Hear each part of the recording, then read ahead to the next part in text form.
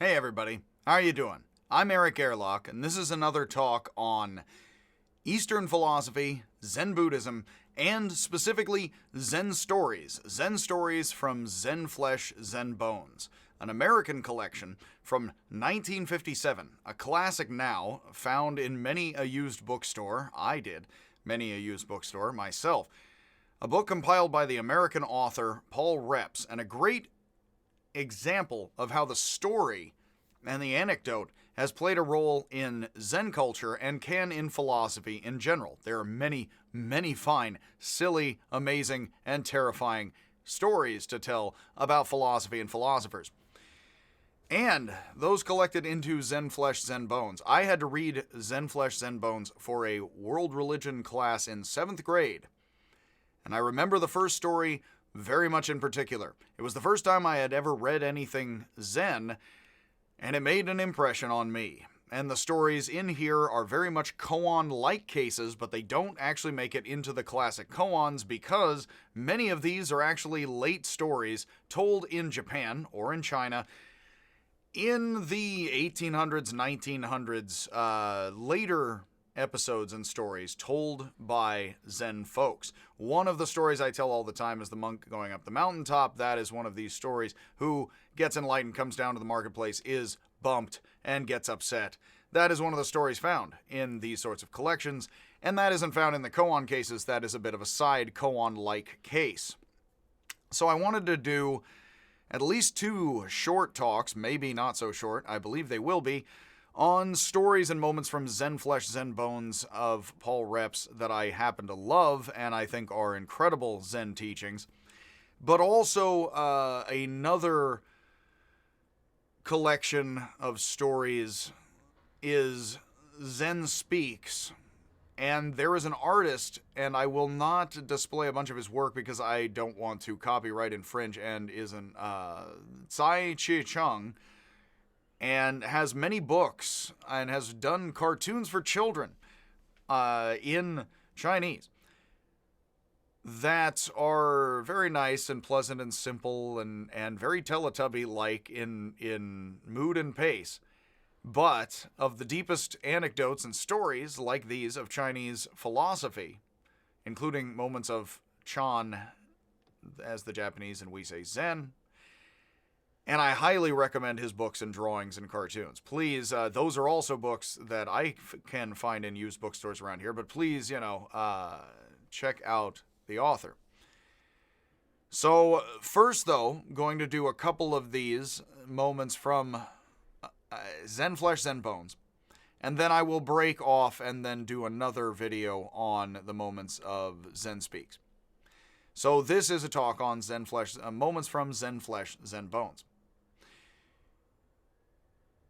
So, the first episode here is the 2 monks and the girl in the kimono, a moment that many have heard of who are somewhat familiar with Zen in English because of Paul Reps, the book, and others repeating bits from it, and the limited bits in English one has of Zen.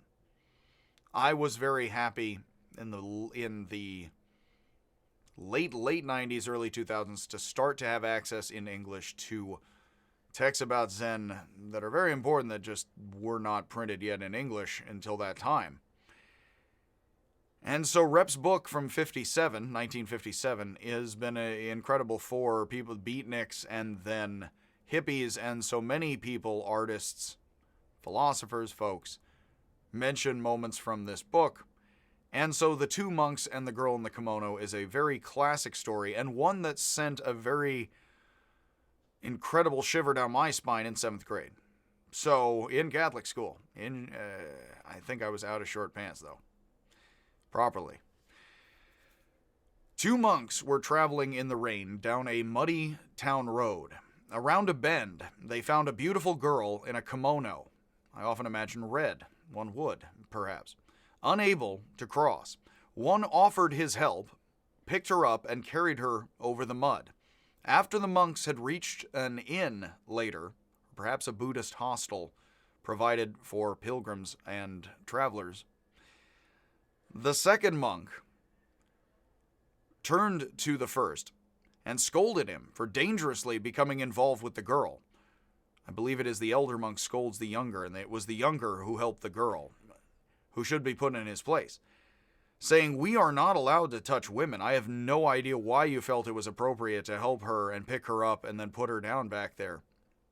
And the first said, "I put the girl down back there, up the road. Why are you still carrying her with us?" Which is an incredible story, and again, a very wonderful moment of Zen, which actually is a story from the latest of the 1800s. So actually, in industrializing Japan, it's a story that was told and by a more modern Japanese Zen teacher, I believe. So it does, for a guy like me, it's again, I do think, feudal Japan, and it's beautiful to set it there, and I believe it's supposed to be set in there. It is actually a more modern story, early modern Japanese story about what could easily be imagined in feudal Japan. It's a very beautiful story presentation, and again, that's influenced beatniks, hippies, lots of artists, lots of folks. So, excellent thing. I loved that in 7th grade. I thought that was amazing.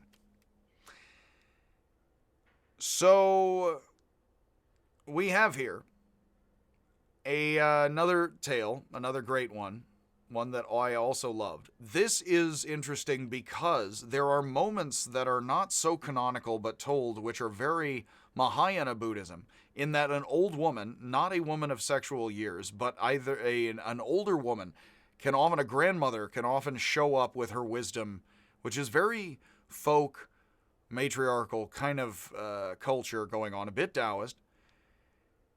But an old woman, and you find this in Taoism and Buddhism and Zen Buddhism right here, is that then shows up that she's actually wiser than some of the monks, and that are male monks, which is a woman trumping men.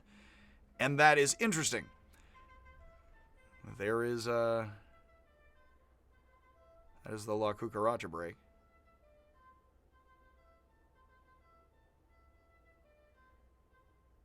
And there we have it. So, it's an old woman showing up a younger dude. And with very feminine wiles, let's say here, of the younger woman, and being all manipulative and socially aware somehow. So let's just get on to this. An old woman in China had supported a monk in a hut in her yard for over 20 years. She decided to test his progress. She told a young a young girl, I suppose, of sexual age. I would hope, otherwise, yeesh. Hopefully not a girl in pigtails, as they say. And there's a Zen saying, there's a Zen reply, the girls with pigtails is pregnant, which technically means the virgin pre-sexual girl is pregnant, which is supposed to be surreally weird, so forgive me. All of that. And so we don't mean a pigtailed girl, because we mean a young woman who is, somewhat meeting a fancy. So she told a younger woman, that she is apparently either living with or is in the neighborhood. She's like, go and embrace him, and say, well, hello, I will explain this to you, as when I'm old enough to understand these things. I think sexuality is 1 billion years old now, and so much, again, with all of the gendered and genders. So, with the oppositions and the craziness of life, when she did as such, the monk replies to her, in the hut in the old woman's yard is an old tree grows on a cold rock in winter. Nowhere is there any warmth. I'm stone cold, baby. So when she hears the young woman, she's like, okay, doesn't get verbal consent. Leaves and goes and tells old woman, okay, so that's the deal. There's the spiel. And the old woman is outraged. She says, well, as she explains, I'm glad he didn't do anything passionate, glad he did not try to help you out there.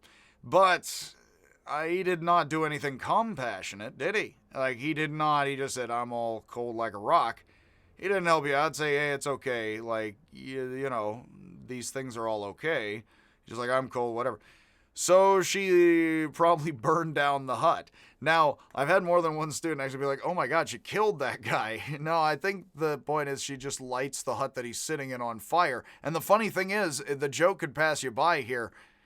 A lot of times in reading into jokes, you find so many tensions going on. You find more in the joke than you did before, and it's all setting the tension. Like in a koan or a joke, and I love that kind of thing in particular. That's when he says an old tree grows on a cold rock in winter, she lights the hut on fire. Like, okay, so how about this? Which is also like a woman embracing you or something, you know, if you're so lucky, is that, yeah, you basically have a bunch of heat and a bunch of something going on. So it's like, deal with this then. It's like, oh, deal with a hug. It's like, oh no, intimacy. I'm a cold rock. I am an island. And she's like, okay, well, how about a hut on fire? You know, how's that? So she, and of course, hopefully there is not a door, you know, it's like she didn't lock him in and burn down the hut. She's like, so, ice that dude. No. But of course, it's like, oh, then you don't need, if you're a cold, it also implies, it's a hilarious Zen slap in the face. Because it basically implies if you're a cold rock in the growth of winter, then you don't need the hut then, do you? I'll just set this on fire for you. So in fact, it's very Taoist trickster of the old woman, very also Zen, to be screwing with this monk in such a way and to best him very completely. And she let him be, she's basically having him in her yard because that basically gives her great karma, merit. She's doing cool things. But now it's like, nope, like, well, check that out. She tests him and finds him, weighs him and finds him wanting. So there you go. It's good Mahayana Buddhism too, because any random person can be enlightened, including an old woman. Usually not, and not the young woman here. In fact, the old woman is like, well, he didn't even explain anything to you, which actually does imply the young woman is not well. She's like, ooh, hey, you know, like that she doesn't understand, but the old woman understands. So she lights huts on fire. You know what I mean? That's hot enough for you? Hey, it's an ancient hot foot routine, but no. So, with all of that, there's another good anecdote here. Mokusen and the miser. This is told in different ways, actually. I've heard this told as going to a woman who is stingy herself. And also, the miser and his wife is the one who's stingy. I've heard it told and said in different ways. Mokusen visited a wealthy miser who hated spending money. Mokusen clenched his hand in a fist and asked him, what if my hand were always like this?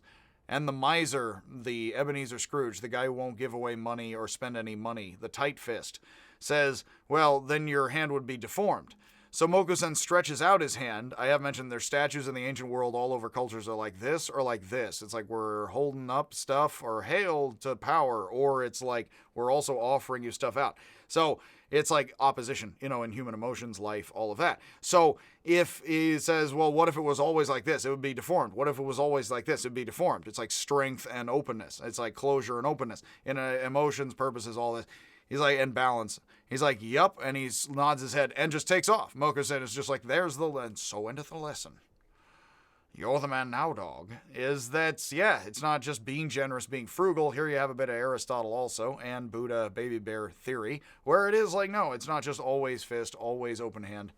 It's one or the other, whichever situationally. Oh, that is balance, that is good, and also be like water and be very situational is very Taoist, and also thus very Buddhism plus Taoism equaling Zen in China and then Japan very much.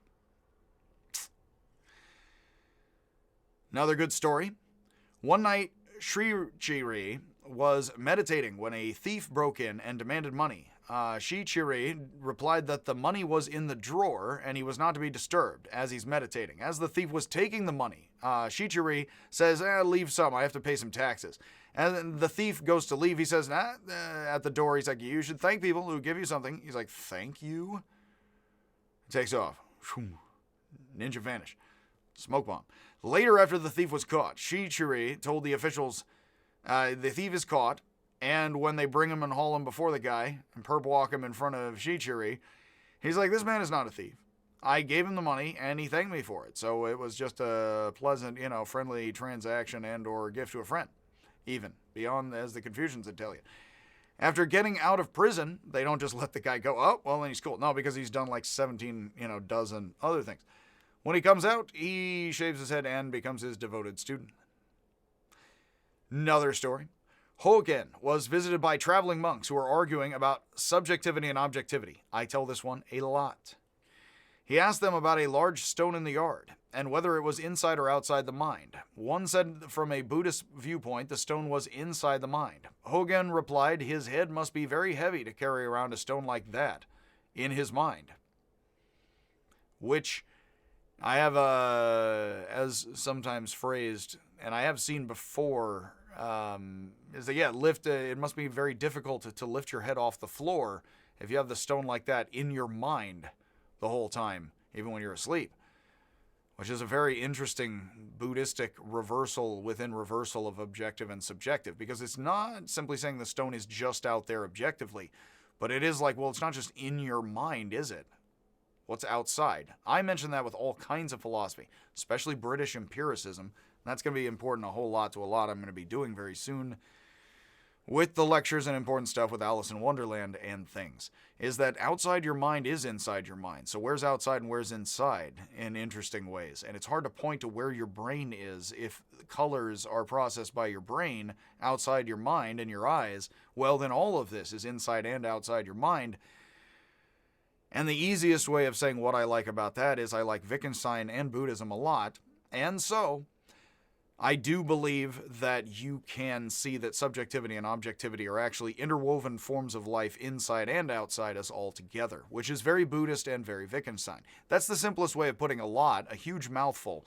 But basically, whenever many philosophies try to hardline subjectivity or objectivity inside or outside, which is, interestingly enough, what many try to do, you find Buddhists and Wittgensteinians saying, but inside-outside isn't just objective or subjective, and then they use ways of trying to gun down any sort of hardlining position because they're trying to show you how it is interwoven balance.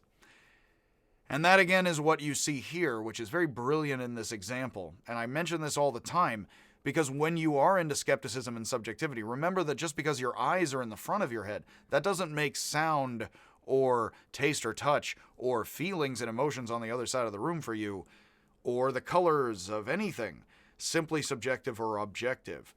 This is, when I do talks, which I will do soon, more about Wittgenstein, which is some of my favorite, because it really is some of the latest and greatest of the simple pieces, basic stuff like this.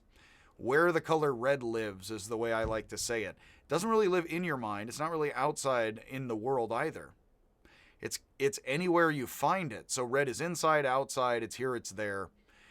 And that's the better way of saying there's just many overlapping ways red is.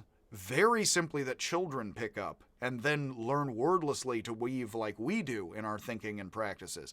Red is a boundless, fuzzy thing that's many things. Seeing it, thinking it, saying the word.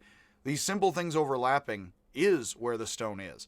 In a certain sense, the Wittgensteinian answer here is a very Buddhist answer and the best answer I like, and I rely on Kalupahana and Sluga and many other people who've taught me. Wittgenstein, Buddhist thought. Other things I didn't directly learn from Kalupahana, but I have learned from many fine people and many excellent teachers. And from all of that, you can say here that where is the stone? Is it inside or outside the mind? Well, when you imagine the stone and then you say, oh, whoops, that was in my head, then it's in your head in that moment. But even when you're sitting thinking about the stone and you're in Paris, France, then the stone is inside your mind, but it's not entirely because it's also in the world and it's however your thinking is working or interacting as it is. And the hard thing is we want to create some kind of logic or basement level to thinking that allows it to be subjective or objective. But if you try to do that with there's just an objective stone, yep, right as rain, you get into philosophical problems endlessly in the world and in talking with human beings. So then you go the other way and you say, it's inside my mind. That's Kant, and that's some of this. Kant is not a Buddhist. The problem with that in German idealism and a lot of other stuff is where is inside your mind? And the best answer, the easiest, stupid, open answer that I like the most is the Wittgensteinian later answer. It is social practices. And social practices are actually how your inside and outside are all trained together. How you're perceiving the stone, how you feel about it because of your parents. Why does Rorschach always paint pictures of my parents fighting, as the joke goes? So the stone is inside and outside your mind a lot, is basically what it is, as your mind and body and world. As you, like when I go like this, I say feel a stone, and I go like this for you. That shows you how interwoven your mind and body are towards rocks or anything with touch. Now smell, something like the smell of stones. And okay, now, feel, okay, now look at a stone around you somewhere. There's ways where you can lead people in and out of how they've experienced stones in several concrete ways, where it's touch, it's taste, it's something like that. I won't keep going here. Basically, I have a terrible sense of humor. There are the Buddhist and Wittgensteinian points of view, which also have terrible sense of humor. Thankfully, I am in good company. That it's all many things woven together. And it's because it's several things, simple things, but because several simple things are overlapping, it can be very difficult for us when we get into words and viewpoints where we're trying to be hardlining, it's inside or outside the mind, and that's what this guy jumps around with Hogan so wonderfully. So this final one, and this is the final one I will do for this Zen Stories talk, is Sengai, and I mention this story all the time. I love it, because I mention all the time how, with Taoism, existentialism, romantic and passionate forms of philosophy, a lot of times embrace bad and death and stuff. And people say, oh no, that's terrible. Well, it isn't. We all like that. Even very conservative traditional people like laughing at death, pride, as Bataille says, who's not the conservative guy at all. The Nietzschean French surrealist thinker of Paris, France, who's super hip and underground still to this day, oddly enough. As he says, when we laugh at a pratfall, at the comedian falling Buster Keaton style on their meester, we are laughing at death. And that is all of us laughing at our inevitability. And that is life, and that is beautiful.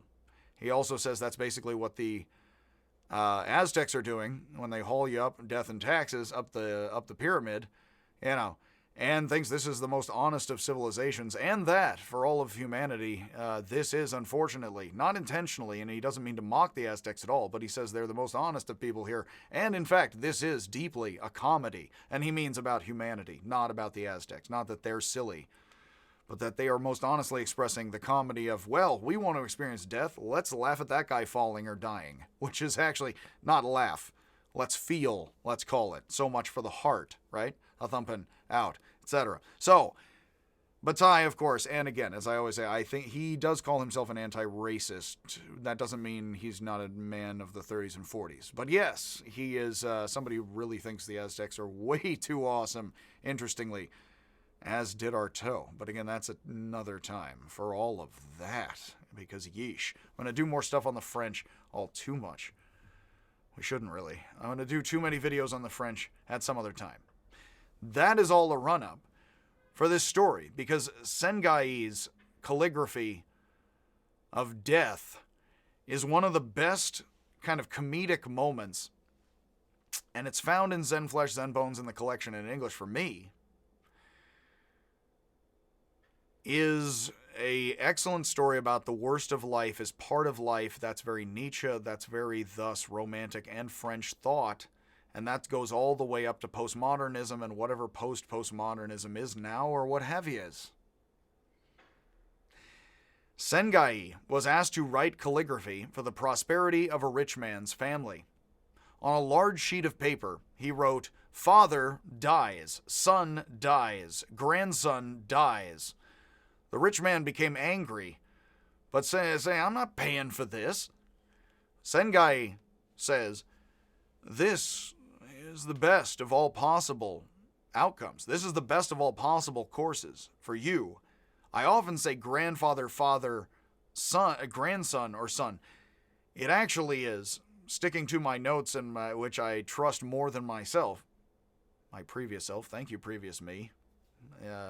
Always one step ahead with Homer and the donut. Father, this is for the father, for the patriarch. You're going to die, your son's going to die, your grandson's going to die, his son's going to die, man. The rich guy who may have the grandson right then be really happy, maybe asking for the calligraphy right at that moment to commemorate the grandson. All you death. Death.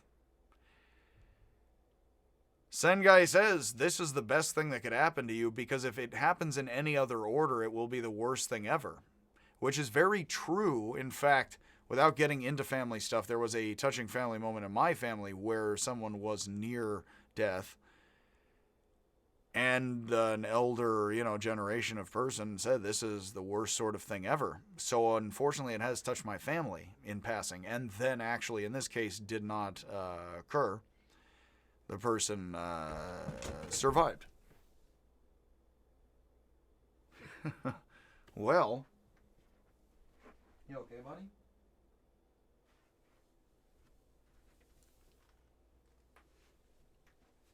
That was odd. Oddly specific. You okay, Mel? You okay? I'll have to look at the video. I was up all wrapped up in the moment. I think he fell and hurt himself. You okay, bud?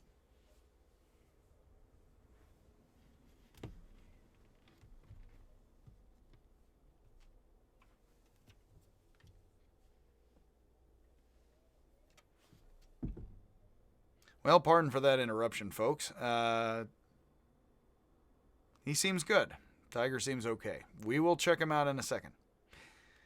But here at the end of the video, and again, to keep this one shorter, and again, with my long life to my cats and many a life to cats, etc., of course, as we know.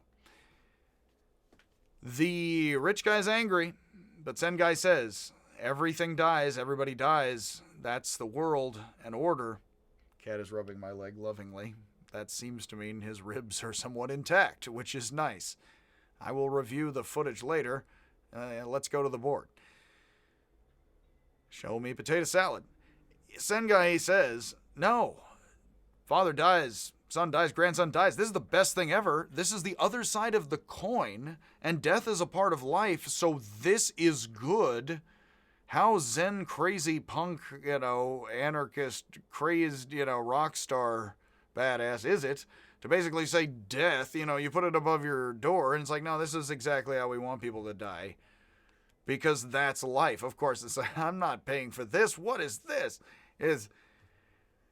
I would love to think this actually happened. I'm not sure. But if it did, that's just great. And I have no reason to think it didn't. I'm just saying, with legendary stories, you never know entirely. Maybe it's a story. But on a large sheet of paper, here's a huge thing to hang up in your main hall. Now pay the monastery I'm from a bunch of money for this, and we'll donate it to the poor.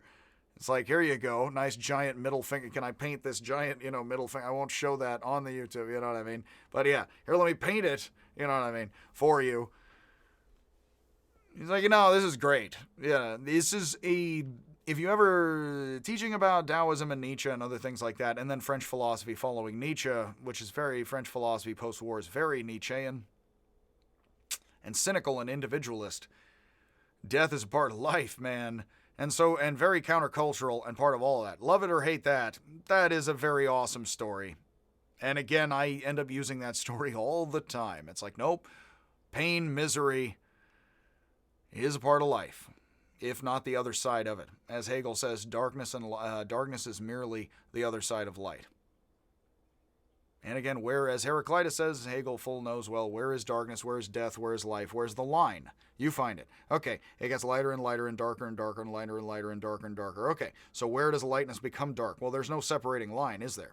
Well, yeah, so things live, they die, they go back and forth, up and down with the tides and all of that.